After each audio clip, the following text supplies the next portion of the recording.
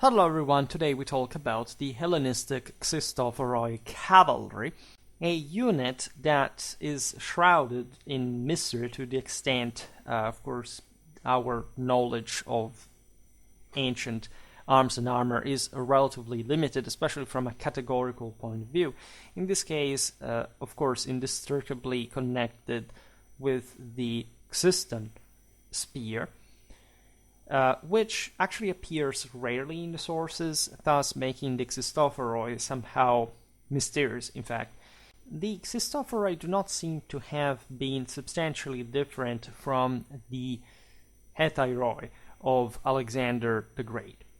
Aside from the various chronological references to the various units, there is the impression that, which is also a bit the background we have to take in consideration here, of a particular reduction of shock cavalry, at least doctrinal development in specifically Macedonian warfare. I'm talking about essentially the Antigonid army that we partly already discussed. We will come back to. Of course, this was properly the Macedonian heartland. They had the same feudal culture that had produced this majestic forces that really were the strongest cavalry in sedentary Europe.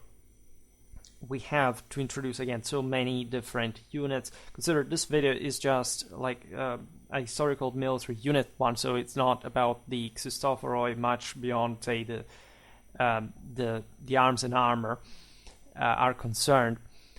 Nevertheless, we will see how Macedonian army organization were discussed in part. We know that few as well, so there isn't even much to add next to what we're going to discuss today, right? So when we look at Macedonian cavalry, this can apply to Alexander's one as well. We're talking, however, by approximation, and I just give this as not as a spoiler, but as an intro to understand what kind of unit we're discussing, because we'll gradually unveil it through the same equipment. But this was, of course, like very heavy cavalry, the battle-winning component of any Hellenistic army. They would have been armored with, ideally, bronze cuirass, helmet, greaves. They would carry this deadly Xyston lances and the coppice swords at large, and we will see especially the evidence for this Xystophoros later. This is just a general idea of what they would have likely been from all what we can gather. They would have been provided by, of course, a very high elan and martial prowess at the same level of the Hetairoi. To some extent, you can, of course, distinguish between guard units, more or less elite forces, but at large we're looking at nobiliar cavalry that the Diadochoi at large possessed after Alexander.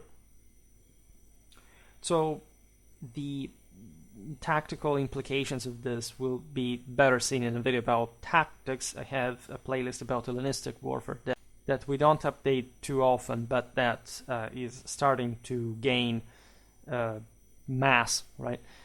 And when we also stereotype more or less what the Xyston is, given that this gave the name to the unit itself, and this is important to differentiate a bit more the feudal culture of Macedon from the one of the broader Hellas. That is to say, normally the Greeks gave the name to their units on the basis of their shield at large. In Hellenistic times, within the same Hellenic heartland, of course, things would relatively change, but here we understand that the level of offensiveness and of speed, of Apollonian aggressiveness that this winged equestrian glory incarnates, right? So the Xyston is, as we'll see now, fundamentally a spear between 3.5 and 4.25 meters long, right?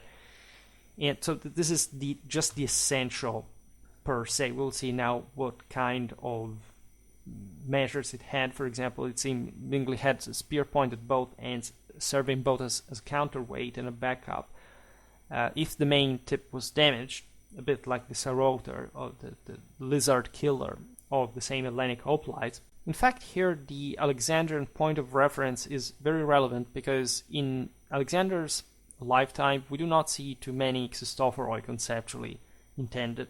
They just start appearing more conceptually after his death. We'll try to explain in part why this would have been the case.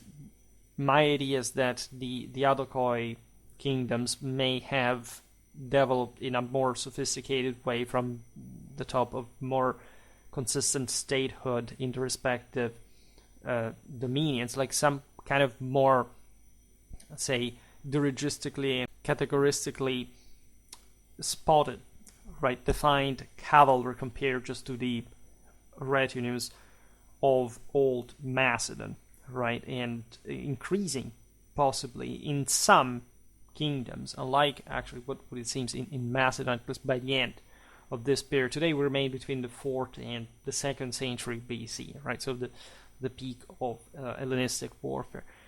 This very, very powerful lancers on horseback.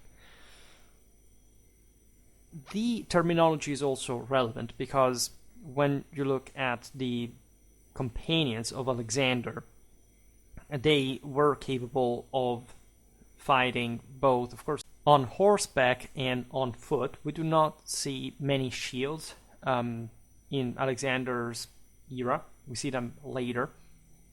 We know at least that Alexander and his companions did use them when fighting on foot, for example, or to storm walls, to hold a hill, or things like that. And this is completely normal, given the apological reasons behind that. However, we do not see really shields in mounted combat. You know, I made a video about Alexander's panoply from the famous Issos mosaic from Pompeii, which according to some would depict Alexander wielding an actual Xyston in that representation. In any case, there were two terms used for defining the spear. One was the generic one, right, at least the usual word, doru, as you know, and then the Xyston, right, that originally seems to have been just the term for even just the shaft of the spear, but that during the Hellenistic era is also rarely used except for defining the spears of the Macedonian style shock cavalry. That in turn are also called Xystophoros at times. We just have a few evidence of this, but it's obvious that the Xyston was a much better defining term for the actual cavalry lance, like the shock cavalry lance. And so this very long weapon that Arrian much later, in early imperial Roman times, even equates to the contus, the heavy sort of barge pole contus spear used by, the shock lancers of the steppes, like this massive weapons wielded, say, by the Sakas, etc. In fact, Arrian, in the Annals 14.3, defines this the Xyston as a particularly resistant weapon, right, capable of unhorsing a cavalry opponent at a brief distance. And that could, however, be wielded also overarm and underarm, right? Arrian later on in 15.4 says that during the Battle of Granicus, the clash seemed more like an infantry battle because you had a single individual clash of cavalrymen against cavalrymen. This can be interpreted in different ways, but it's important because it somehow highlights still in this later era how the cavalry combat in ancient Macedonian times really reflected some level of championship, like of professional, say, individual warrior ethos of sort that would have corresponded, in fact, to very heavy cavalry combat. Actually, I made a video recently about the late Achaemenid army development, and it seems that in fact the Persians too, after the same Macedonian invasion, like the first clashes against Alexander's forces, they began to use sort of longer weapons themselves, and in fact making their cavalry consistently heavier. You can check that video out, we will come back on the topic. In order to use a cavalry line cavalry ranks of Alexander's cavalry line, Plutarch in Alexander 33 uses the term Xyston as well. These sources would suggest something apparently smaller than a contus, otherwise the term would have been more openly interchangeable, even though again we get the term Xyston so infrequently in the sources that we don't know much better. And in spite of the scarce iconographic and archaeological evidence for the Xyston, illustrations of Macedonian cavalry before Philip II, so in a time where the Macedonian military, as we know it, at least in Alexandrian times, was still in theory, but also dominated by more brutally primitive, and in this sense sort of more hardcore individual shock elements, we have the representation of usual pairs of actually light spears. That is a motive you find also, for example, in the Thessalian iconography. We talk about the Thessalian cavalry over time. We know that they were pretty good shock forces, but there is something about this levity as a sort of symbolic, bare minimum that the naked hero should have used in terms of human material means, like to crush their opponents. However, as we will see now from different, especially later iconography, we start seeing more interesting stuff. For example, there is a source that I commented also on and I use really also in the video about the Indian war elephant of the same era, because it's the coin on which Alexander is depicted using a lance against King Porus that was riding in front of him on an elephant, right? And this is a massive thrusting spear, about 3.6 meters long. This pairs well actually with Alexander Issa's mosaic, and in fact it's a massive weapon, right? In the latter source, as you know, it's wielded with both hands, so it's very similar to the contus to some degree. Attachment holes on, by the way, Alexander's sarcophagus, that, as you know, is a later source but still within the Hellenistic artistic detail, right? And realistic representation, show that the metal spears which once adorned it were of similar length, and long spears are shown in several later illustrations. This long spear type is clearly identifiable with the Xyston, also because there aren't other terms really that were used for such long weapons on horseback. We get most of this from literary sources. There was also the sarissa, actually. It was not just the phalangate infantry, the pizzatyrus weapon, but it was also used by cavalrymen at some point, so much so that some scholars even propose that such massive lances in the iconography could be some sort of sarissa. However, since Asclepiodotus gives the minimum length for that as 10 cubits, would make it 4.5 meters, the butt spike surviving on the Alexander mosaic allows us to fix the length of the spear with some good degree of certainty. And what we see in there, that much of the shaft would be missing, thus making the weapon substantially shorter than the sarissa, right? There is this interesting aspect that the weapon is essentially well gripped back of the middle. So the butt spike may have been heavier than the head for balance. We don't see that, so before we hypothesize that both ends, but it's possible that just as the sarissa for the infantryman, by the way, there could be such counterweight if the weapon was used just was gripped, was handled so back like on the shaft, so down on the shaft.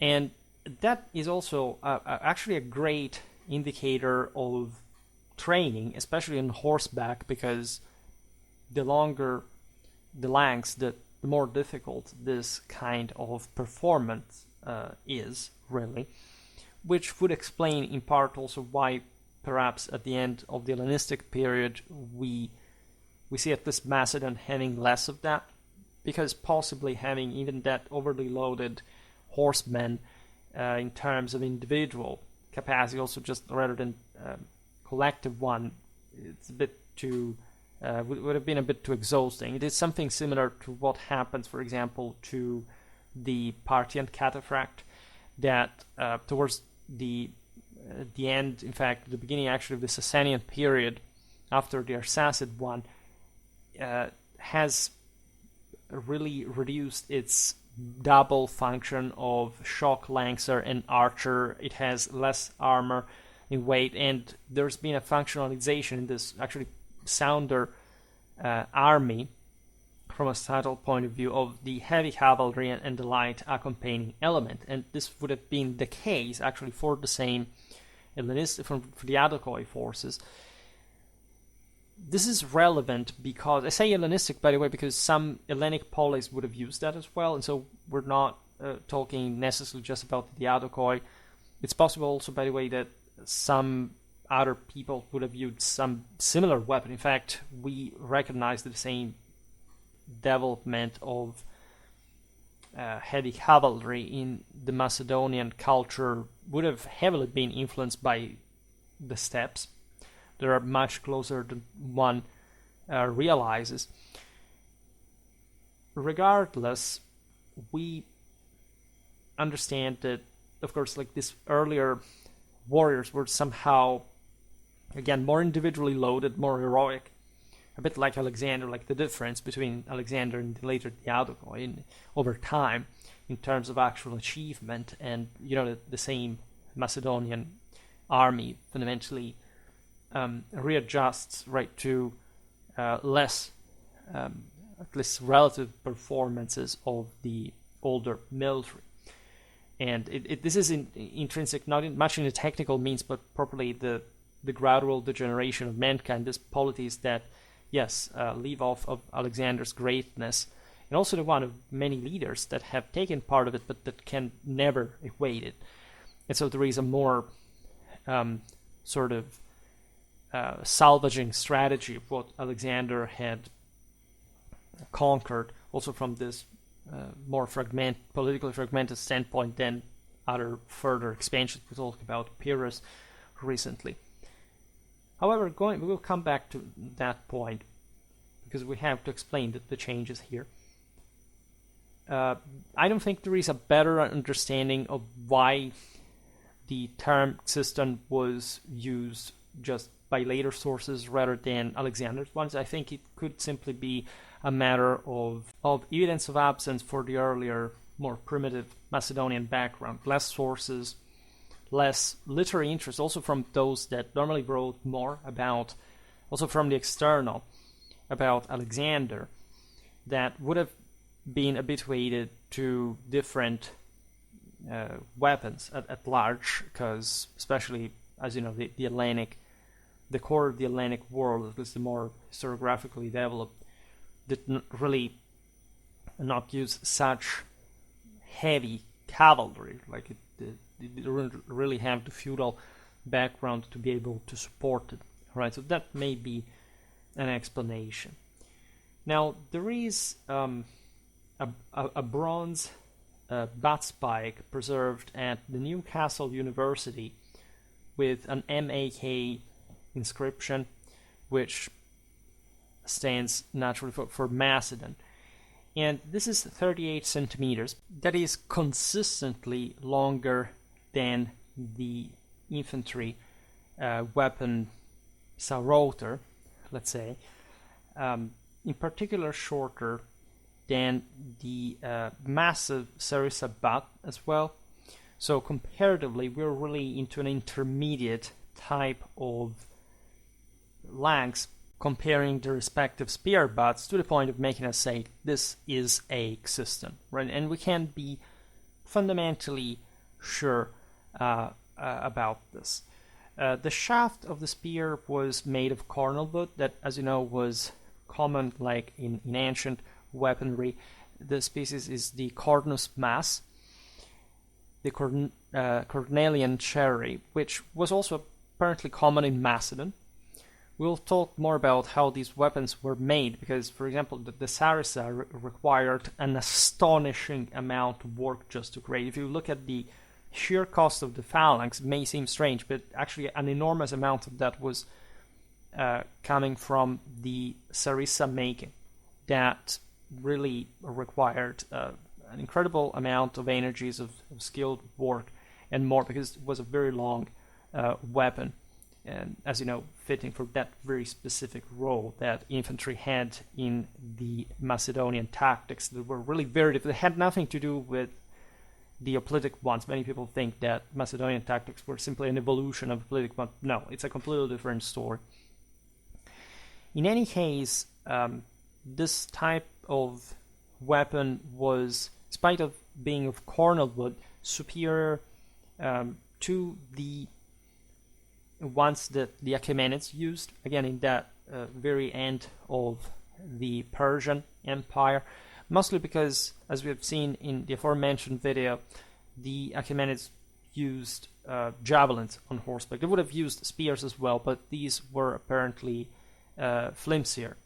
This is relevant in Macedon as part of the broader Hellenic military culture, because Xenophon lamented, as we've seen also in the video about Athenian cavalry and on the same late Achaemenid army's development, that Hellenic cavalry during the Persian wars and still up to Xenophon times, in fact, had suffered of this flimsier weapons of their own. So the Achaemenids had already something more advanced because they came from a more steppe influenced culture. The Macedons, however, at least at large, considering their habitual type of heavy cavalry, had an even stronger, bulkier, more resistant weapon than theirs, which reflects the fact that the Achaemenid army was the product of a hierarchy whereby, of course, an elite of Achaemenid cavalry would have been ultra heavy and perfectly capable of taking on the best of the Xystophoroi. However, at large, her cavalry would have been copious as lighter as well. And this tells you, again, the pre-Alexandrian, even pre-Philip II's heaviness and shock impact of Macedonian cavalry, considering, again, the steppes influence, because we almost give for granted everything about the steppes, it's from the Far East. No, Macedon is extremely close in the Balkans to the Danubian corridor from which all the steppe peoples arrive. If you look at Thracian warfare, you realize how the northern tribes of that people were fighting routinely mounted. And so there is really an enormous deal of equestrian military culture, as you know, in Thessaly, also in Hellas at large, more than what we actually intend. But definitely Macedon reaching its peak, again, in sedentary Europe, as we were seeing before. Naturally, even the Xyston could and would break, and because of the shocking impact, the traumatic impacts that cavalry charges entail. But here the butt spike came useful because it could be used as well as a weapon, because the piece at large was so long, like of course it would have had a part of shaft still into it that could have been more useful than the sword in hand-to-hand combat still, even though Plutarch says that Alexander relied a big deal on his sword as a principal weapon. By the way, these warriors, we said at the beginning, would have used both the straight sword, the xyphus, and the curved coppice as well. We will now reason a bit more thoroughly on this. However, if we, on this basis, which is fairly compelling and convincing, accept that the average shock lancer spear of the Diadochoi cavalry was the Xyston, there is also another connection that is interesting to make, at least that some scholars have made, that is to say that the Romans may have ultimately adopted this kind of weapon. The evidence is scarcer, at least we know that the Romans quite early on in the empire began to employ cataphract units of some sort, and so this came also with the contests, etc.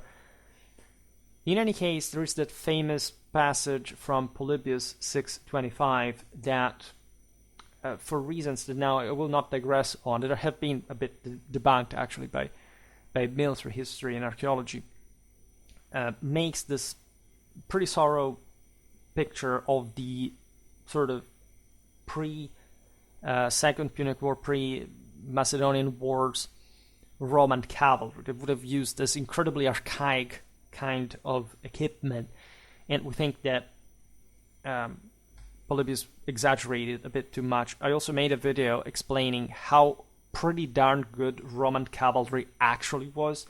Like if you look at throughout all this period, the Romans never lost a cavalry engagement in conditions of numerical parity, and they had truly some of the strongest forces out there. And it's likely actually that that's a point I made in that video as well, considering the outcome also for in later battles, that the Romans would have probably begun to match the same Diadochoi cavalry by the time they took on and over Macedon, Syria.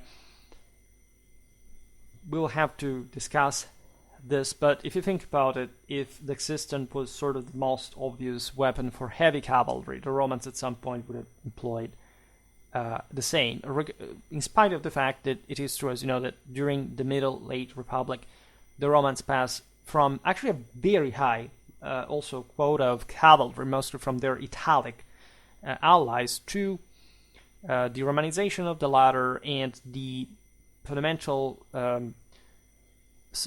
cooptation of other foreign people's cavalries at large, while maintaining a very good legionary cavalry contingent of their own, but say that numerically would not be so overwhelming. Let's put it in this way. But when we look at also Roman equestrian culture, we do realize that it was quite pronounced, and there would have not really been anything strange if, say, by the first century BC, the Romans would have used Xyston, also because we've seen later Plutarch, Arrian actually mentioning this weapon, and so of course these were drawing from also the Hellenic past in many ways, also in the terminology, so they could have not escaped that. But it's possible that there was something more to that. It's just a general no, right? And Polybius talking about the Roman cavalry just having those thin and fragile javelins. It's, you know, the Romans did not fight with that. We know it also from an archaeological point of view. We'll talk more about Romano-Italic cavalry, which is an incredibly interesting topic. Remember that the Italics, the Romans really kept at bay Pyrrhus Thessalians at the Battle of Heraclea. So we're talking about very recent times, just a couple of generations after Alexander, and from some of the finest, actually from the finest force in Greece at the time. Now, speaking of iconography, how much do we actually know about Xystophoros? So an actual Hellenistic Xystophoros cavalryman. So it's obvious from what we said that most, if not all, Hellenistic cavalry retained Xyston. Because it's not a matter of doubt, just realizing how relevant heavy shock cavalry could be for certain specific powers.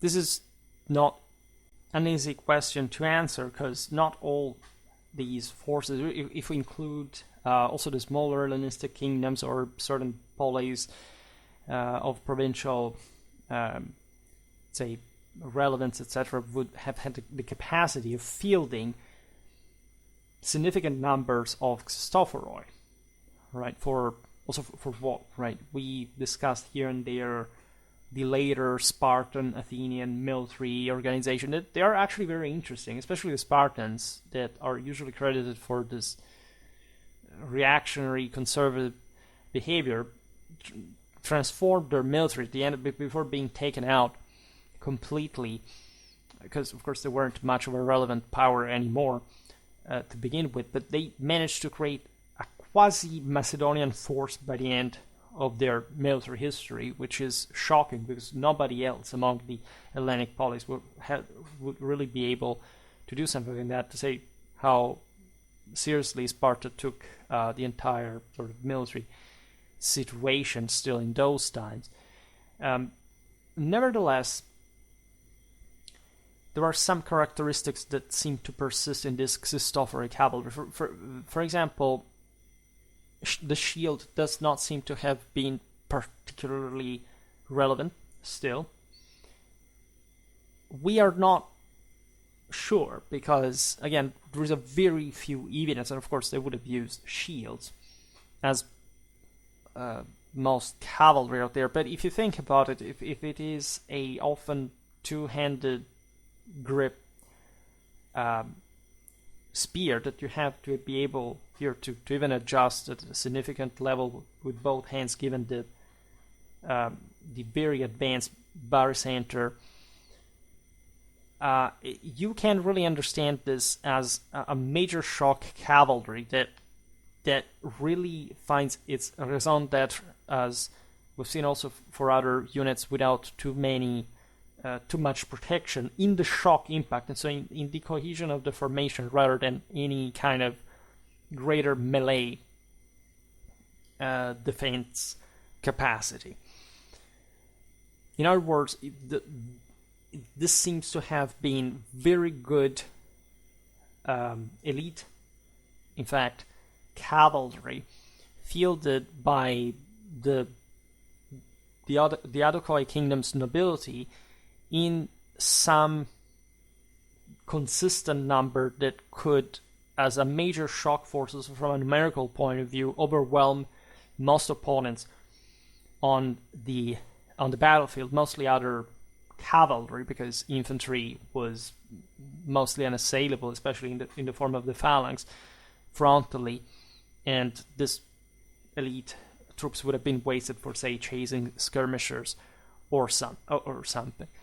So everything placed on the shock, and very few on any sort of further hand-to-hand combat capacity, even though we shouldn't, again, dismiss the idea that they would have used shields, perhaps just slung on their shoulder at some point, as it happened. Look at the Pizzatairoi themselves, and other troops provided with pikes in history. And that, of course, even without the shield, a man can't adequately defend himself at large in a combat situation. If you have a coppice and you have, say, a bronze cuirass, you can't go into melee even without a shield. Of course, you're going to be somehow more vulnerable, but a shield is also not everything. There is an incredibly interesting evidence that I couldn't post here because I don't have the copyright for it. You know that I use all Creative Commons pictures that basically only Wikimedia Commons provides.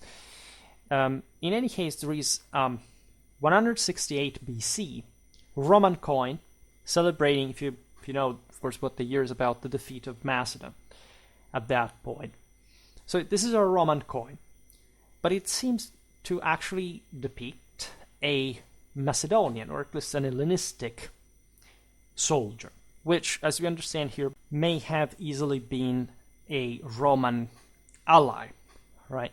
Depicted to celebrate their assistance against the Antagonids, right? In fact, it's a very Macedonian looking guy, right? His attire, his armament. He's also shown charging triumphantly. So there is a Roman admiration for this Hellenistic cavalry as well that they want to celebrate to that point, which is somehow rare also in Roman iconography.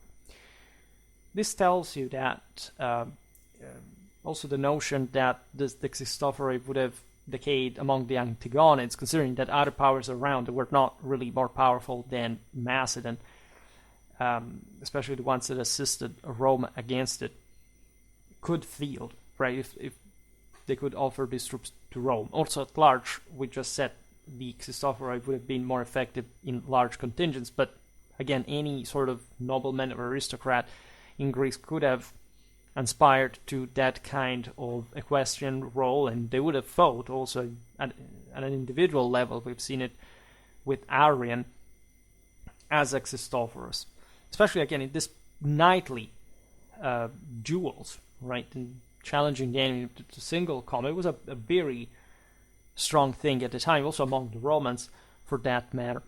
Now, would you note that cavalry from several Hellenic states helped Rome during the War of 168, but the most important contingent came from Rome's faithful ally Pergamon. I made a video about the Attalid army organization. I have actually to re-upload it because it has non-copyright-free imagery, and I blurred that. You know, the famous re-uploads I carried out some year ago. In any case, when we look at this guy, we can't be fully sure, but the Xystophoros was a Pergamon. Now, we will explain now why the guy is likely a Xystophoros. Consider why Pergamon, by the way, to a degree, because the Attalid kingdom, as you know, was very Hellenistic. It was a paradox in as much as the Macedonian phalanx is concerned. Macedonian phalanx, as we said before, is an overwhelmingly expensive military. And if you're not a major power, if you don't have enough land, if you are just slightly smaller in size as a dominion than this other major, the Adochoi kingdoms, you objectively cannot afford it. Well, Pergamon is one of these, right? It's actually a pretty big system compared to other Hellenistic centers, but it's poorer at large. It may seem strange because Pergamon itself was one of the most advanced. It's one of Hellenistic centers, one of the great capitals of the Mediterranean, but at large, especially the hinterland, is not this incredibly florid or developed area like, I don't know, in, think about Mesopotamia and the Seleucid Empire or the Saint Macedon. The Ptolemaic kingdom was very rich, but was incredibly corrupt and sort of suffering, in fact, internal crisis and general economic shortcomings. So they also gradually abandoned. However, an already existing phalanx in Egypt since the time of Alexander. For Pergamon, we do not have any evidence of the phalanx having ever been used. We're talking the Macedonian phalanx, so of course there would have been hoplites, other phalanxes. However, we don't see that. But definitely Pergamon may have invested, maybe even for this reason, just more in cavalry, in some sort of more dynamic, fluid kind of combat. You know that also at Magnesia, for example, they were quite performing, in that case, with skirmishing cavalry against the Seleucid war chariots, etc. So they were very skilled equestrians in many ways, and it wouldn't be strange for Rome to have been assisted by Pergamene Xystophoros. So when we look at the equipment, we realize that the Xystophoros was pretty much identical to an Aethairos, right? There wasn't really a substantial and essential difference. It was this very heavy nobiliar cavalry. The Aethairoi were a specific concept of guard, the followers, the companions of Alexander. Here, it's, as we said, in the Diadochoi period, there would have been those same guys to a degree, probably the elite guard, we'll talk about them, but at large it would have been also nobility or cavalry on its own, especially for such extensive territories. Now, I made an entire video about Alexander's panoply based on the Issus mosaic, so you can check out essentially what an Aetherus would have looked like in his case, because the armament of Macedonian king would have been more or less the same of the one of the rest of the Macedonian high nobility. Another beautiful iconography is the monument to Alcetas, killed in Pisidian 320 BC. There are also others like grave painting from Egypt dating to the late 4th century BC, so again very close to Alexander's times in all cases, and that's why we use these as primary sources for, in fact, the Xystophoroi that I will make a video on, in fact, to the same evidence. You could stereotypically imagine long-sleeved tunics, cloaks, short boots, as we see on Alexander's sarcophagus. That's also a hell of an evidence, because regardless of the chronology, of course, we can appreciate more or less the same type of equipment. There are other sources showing short sleeves as well. This would have really depended, but we're talking more about clothing than armor. The aforementioned Egyptian grave painting shows a white tunic. It's also worn by an unarmed horseman, so you can see how similar it is to Alexander's. Also, a red-brown cloak is worn. If you look at a guy behind Alexander on the Issus mosaic, you can see a sandy brown cloak. Dionysius of Halicarnassus mentions the dun cloak of one of Pyrrhus' cavalrymen. Interestingly enough, we see white tunics. Here's for the sake of appearance, since we're being complete about the historical military unit per se. Some sort of dull brown cloak would have been together with, again, the white tunic, possibly some kind of uniform, or at least there would have been some meaning connected with that. We'll try to analyze better in a video about the Xystophoroi. Diodorus Siculus says that Alexander issued his companions with purple bordered cloaks after he took Persepolis, which was a sign, of course, as you know, of imperial distinction by a degree, which would live on also in Western history. We have a tomb painting showing a Macedonian officer more or less of the same era.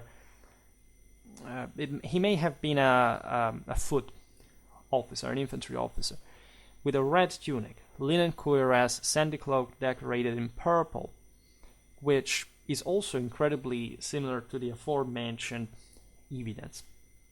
Speaking of helmets, Alexander's sarcophagus shows Boeotian helmets. Now, by the time of the Roman conquest of Macedon, it would be the Macedonian types of helmet developed in turn from the Thracian tradition that had become almost standard among Hellenic cavalry. So perhaps in the case of the coin evidence, that fact doesn't quite fit. In Alexander's times, the Attic helmet is also used in, for example, a fallen helmet of this type is found on the Issus mosaic. Albeit it could be Achaemenid, by the way, because that would have been a thing the Greeks were exporting their arms and armor far and wide among the Scythians, the Carthaginians. We made countless videos explaining how you can even buy the entire hoplitic panoply, but you will not necessarily fight as one. And here we're actually talking about cavalry to begin with. There could be, I don't know, different colors, white with a golden wreath painted on, because everything was incredibly colorful, painted, really painted armor, helmet were very common. This would have responded to some uniform needs, but also some broader psychological visual effect and the general traditional meaning behind the color symbolism. Pyrrhus also used an Attic helmet. Alexander used white feathers. We know one figure on Alexander's sarcophagus has a waist-length cuirass with one layer of fringed pterygus. Alcetus on his monument has a similar cuirass that is likely like muscular plate, while the Egyptian painting shows a bronze cuirass with 2 rows of yellow-brown pterygus at the waist. This is what Xystophoros himself could and would have looked like also in the following centuries. Clothing colors would be probably also the same. Surely there was some continuity with the Alexandrine symbolism. For example, we see Seleucid and Ptolemaic art showing long tunic sleeves as just some maybe later practice, but as we've seen, it could have been the case also for Alexander's time. So apart from Pergamon, there would have been surely Ptolemaic, also early Seleucid, later Achaean, and possibly Athenian Xystophoroi fighting in the way it's depicted on the Roman coin of 168 BC. We have, for example, a consistent amount of contemporary Ptolemaic iconography showing cavalrymen with long spears, thus xysta, plural, no shield, so reinforcing the idea that these would have been merely lancers that would have placed all the effectiveness of their unit on the shock charge rather than some ensuing melee combat. So some almost surgical units to a degree. Of course, as a whole, there would have been a problem for whoever would have met them on the opposite end of the battle line to a degree, maybe even the Xystophoroi, if these were already shattered, or even more unavoidably at that point if they had been attacked from the flank or the rear. But we know, like in the case of the Ptolemaic world, that there were less phalanges there, so just within Egypt itself, and also against different Levantine opponents, regardless of the Seleucid phalanx, that was still, in better shape than the Ptolemaic one by that era. Would have been pretty effective. In fact, the last iconographic evidence of such Ptolemaic Xystophoroi dates around the turn of the 3rd century BC into the 2nd, a moment, in fact, of further destabilization of the kingdom, also pointing to that direction of, like, essentially the state and the settled army of the Adochoi kingdom collapsing for not being able to provide with this better troops. We see, by the way, around the same 200 BC, the introduction of shields elsewhere for similar type of cavalry. For example, Seleucid cavalry are called Xystophoros by both Polybius and Plutarch. Nevertheless, shield or not, the essence of the Xystophoros, as we have conceived them, remains the same. Xystophoros is a term used by both Polybius and Plutarch to describe Seleucid cavalry. There is a relief of a shieldless Xystophoros that is a bit difficult to date, coming from Ephesus, so we don't understand whether it's Seleucid or Attalid or some sort of more local, strictly local nobility. Anyhow, the Hellenistic depiction of this type of cavalry with a long spear are relatively abundant. They are what really substantiates the idea that the scarce references to the Xyston, the Xystophoroi, etc. may match this otherwise common type of heavy cavalry. That is also depicted with shields, as we said before, and on multiple occasions, even often. And the fixation on this, like whether they would had or not had a shield, is really a bit useless, considering the essence of the cavalry. It's not made by a shield. In Hellas proper, Plutarch describes Philopoemen of Megalopolis using a Xyston. This was a famous commander of the era, and so as a cavalryman that he would fight like he would use a Xyston himself. This has led scholars to believe that Philopoemen, we will see better at some point the development of the Achaean military, that Philopoemen would have essentially reformed also as far as cavalry was concerned, especially to cope with more performing enemies in the wake of the Macedonian tradition. We know that the same Achaean infantry was rearmed, or at least we suspect this at large, because much of this would have happened not because of the introduction of a new weapon or another, rather maybe the uniformation on that same line, and or just a general reorganization, restoration of standards after a time of military decay. As far as Philopoemen's Xyston, the guy, especially as a commander, would have used whatever weapon he would have liked. Like, this is the presence of Xyston here is not indicative really of a major reform in the Achaean army through the introduction of a similar weapon.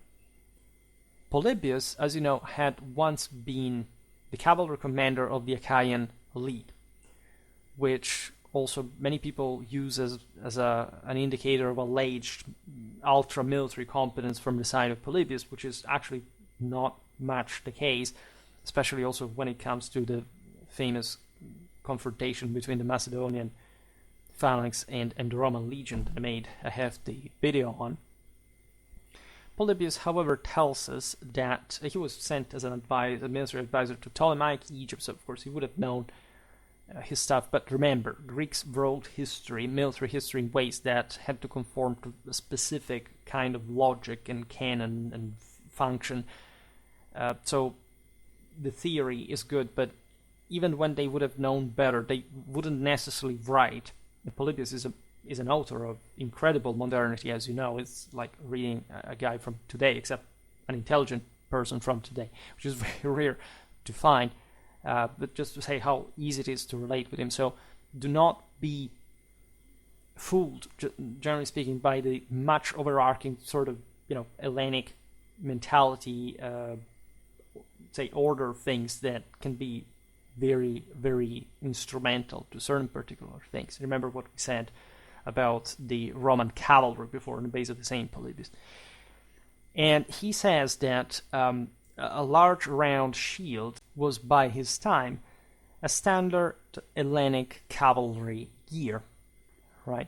This does not mean that, say, the Achaean Xystophoroi would necessarily use the shield in this sense, but again, how useful is it to insist on it? Many scholars did.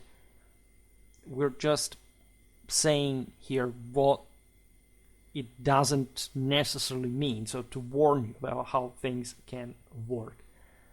There is also an Athenian relief from the Hellenistic period showing a horseman wearing a Boeotian helmet, thrusting underarm with a spear. Some authors want to regard Xyston in this weapon. It may have actually been a shorter kind of cavalry spear.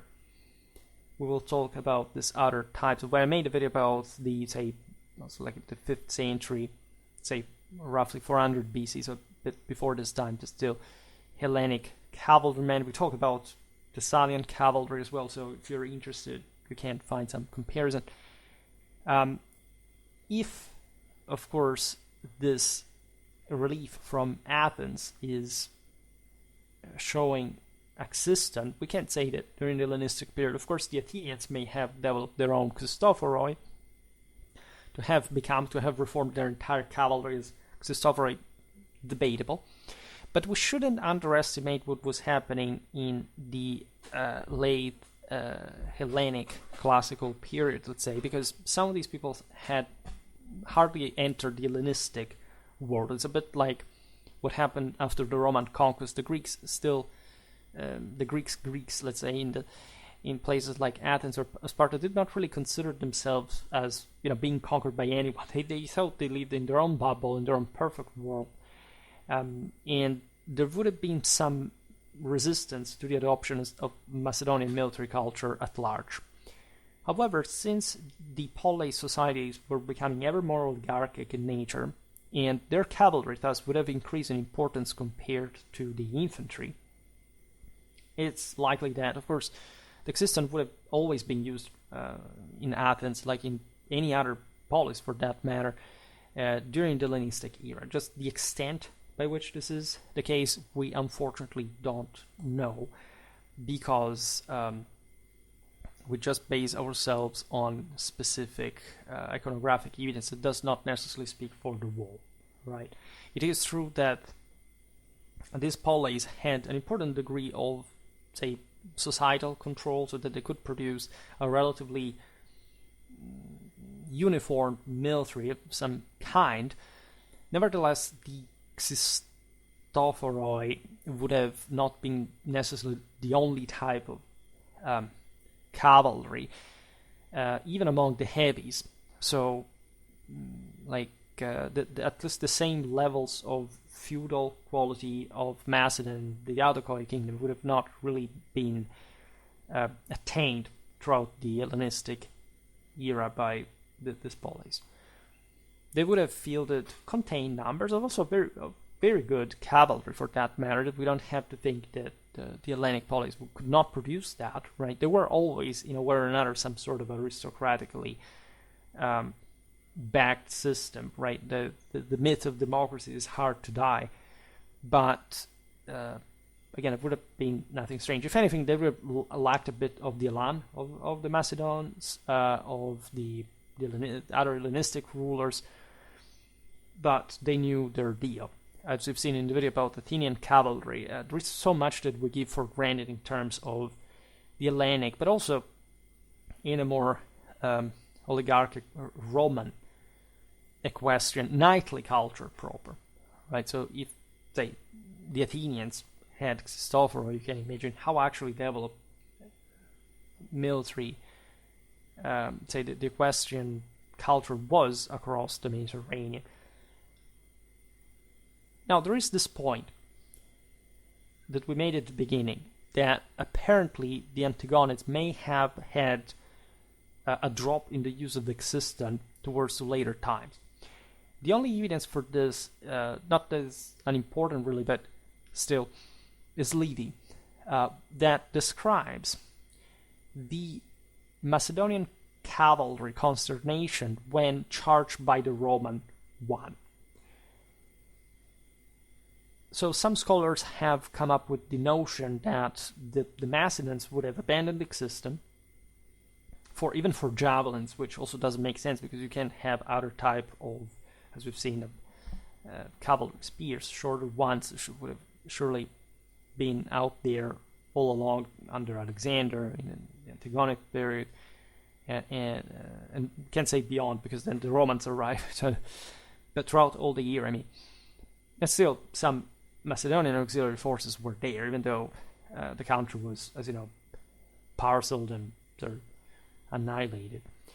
Now, the meaning of Livy's passage, at least a bit pushed in historiographical criticism, would be that the Macedonian cavalry was surprised that the Roman one would charge at all. So that this would allegedly mean that the Macedons would have just resorted to some sort of skirmish cavalry. Livy also states that the Antigonic king Philip V, of the same time, fought himself with missiles from horseback outside of Athens.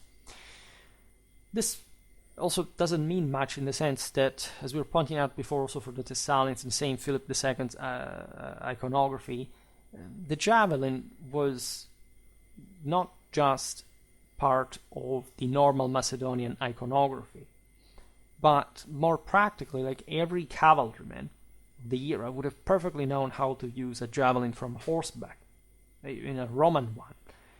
So the notion here is that Philip would have engaged himself in like this skirmishing performance against the enemy. That would have been part also of a broader ritual, say prowess, and here even from Livy. Livy is writing sagas in many ways, so he is never saying something just for no reason. So here we don't have to be too picky or too rigid, too strict about the dimension of Macedonian cavalry function of now they were just skirmishers because their king used to skirmish, and the Macedonians were surprised by the Roman elan. Polybius talks about these clashes between Macedonians and Romans as well. He says at a point that the Macedonians were better at maneuvering, the Romans were sturdier, charging something. So it's possible actually that Romano-Italic moral superiority would have felt sort of much aggressive and nasty compared to the one of some Hellenistic rulers. It may just be Livy speaking for the Roman side, but there is something anthropologically about that. We know that the Romans were much more warlike, even apparently than the Antigonians that did stem from a very feudal cult. But this is jarring, at least, and that's why that historiographical criticism was made, exactly because we know, as we said before, that it was Macedon that had invented that kind of shock combat. It doesn't mean that the Romans would engage, in fact, the Macedons with that aggressiveness, in fact, necessarily because of the use of a similar weapon to the Xyston. Because even if you have shorter weapons or whatever, if you again have a greater moral strength, you can take on the enemy in a way you will shock him. It's a matter of moral force, not a material means per se. So that's what would actually normalize what Livy states about the Roman cavalry, that surely was again pretty darn good. And the Macedonians would have been surprised by that, because likely they thought, I don't know, that they were just the best in many ways. But it's unlikely they would have abandoned, say, this heavier cavalry custom just per se. We don't know specifically about the Xystophoroi in this case, but it's a possibility. Consider that the army that made, however, least use of cavalry had the greatest drop numerically wise compared to Alexander's times, and in fact differently from the Seleucids that maintain a pretty good amount of cavalry in their armies, were exactly the Antigonids. We have seen it in the video about their army organization. We made the maths there, and it does seem that towards the end of the period, the Romans, the Antigonids were more prone to make use of infantry in larger quantities than in actually any other Diadochoi kingdom, which would point to the decline of cavalry at large as a favorite weapon, as a resolutive weapon. But there would have been. In fact, we know that from the same army organization, and again, I discussed it in that old video, but it's still watchable, really. Some people said that the reason why there may have been a decline in the use of the Xyston would have been the shield, which is the introduction of the shield from previous times, which I don't think is overwhelmingly compelling, because while it is true that ancient cavalry did not have this enormous stability and it was sort of pretty heavy, this doesn't have much to do with the way it would actually try to defend itself. Yes, it's true that the shield was just another burden, but hey, these guys in fact fought with muscular cuirasses. The didn't even necessarily have, this is something we didn't talk too much today because we don't have too much evidence to discuss on it, but say, would the Xystophoroi just being like cuirassiers, or would they actually use some kind of lighter gear? Because we saw before, of course, there was the linothorax, there were surely different type of armor that would have been used also by the same kings in combat. But say, what about the broader heaviness of this kind of cavalry? So if you look at, especially in the Antigonic case, general decline in the use of cavalry, and as a consequence also in the shock element, you can argue that, yeah, that would have passed through maybe but there's a moral thermometer. Like, you see more shield, less length, less charge. It's a sort of moral exhaustion. Maybe something here that Livy was exactly capturing. So it may be the case, but we just don't know, right? There is no actual evidence of this. Pyrrhus was held responsible, like in a broader sense, for introducing cavalry shields to Hellas.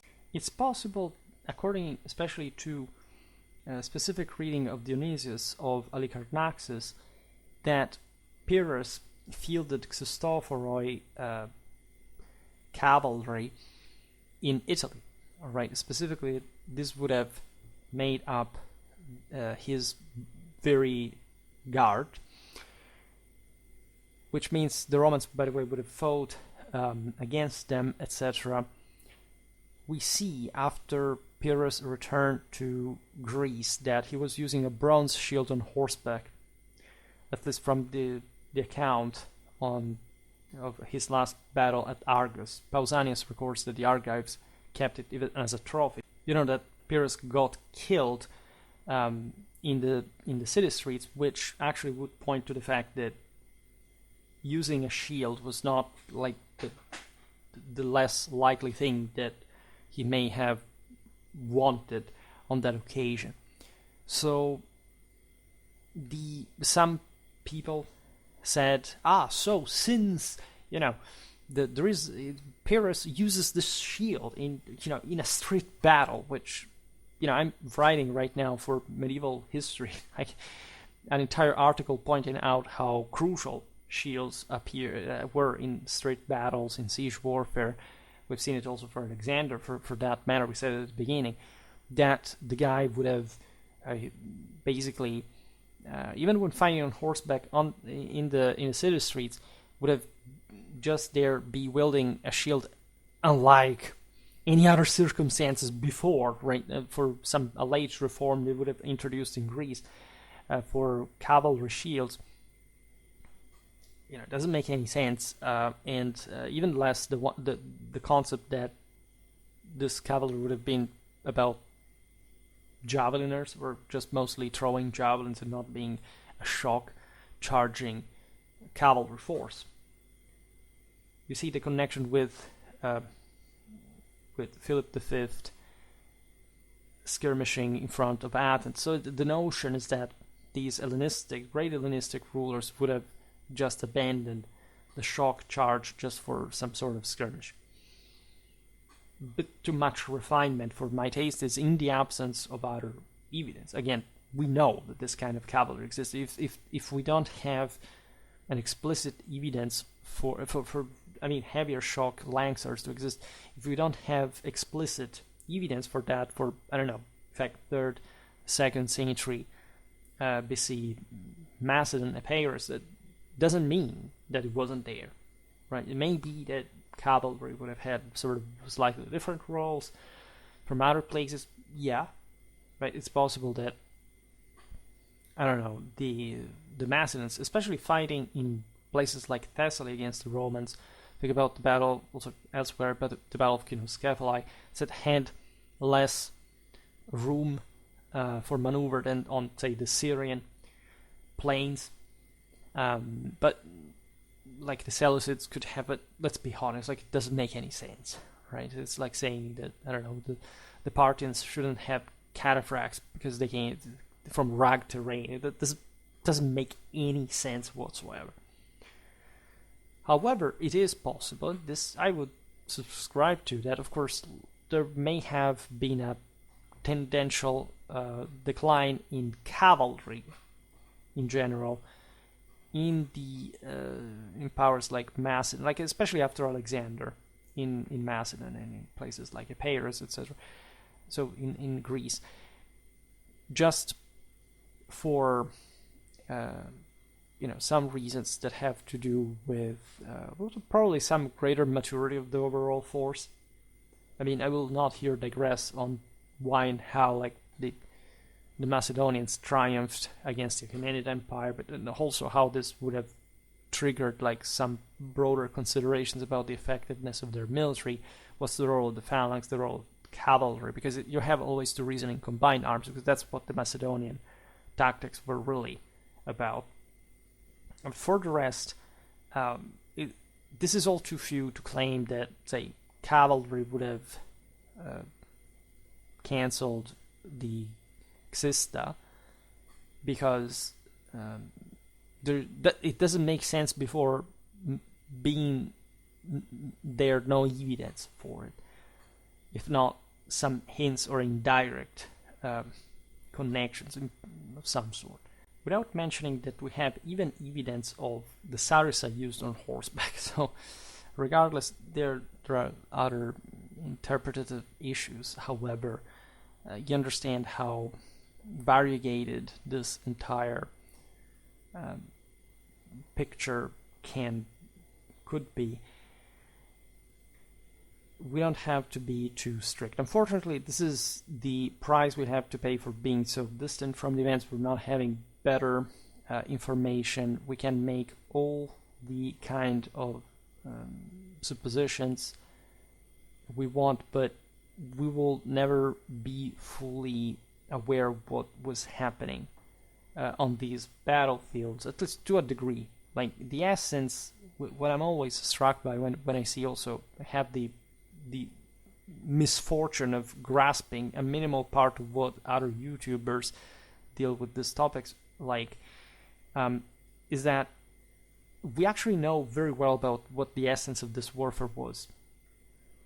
And when you fixate too much on the details, and especially if you fixate only with those and you don't add pulp through this other topic, general picture, let's say, it means that you may actually not be able to contextualize these details to begin with, right?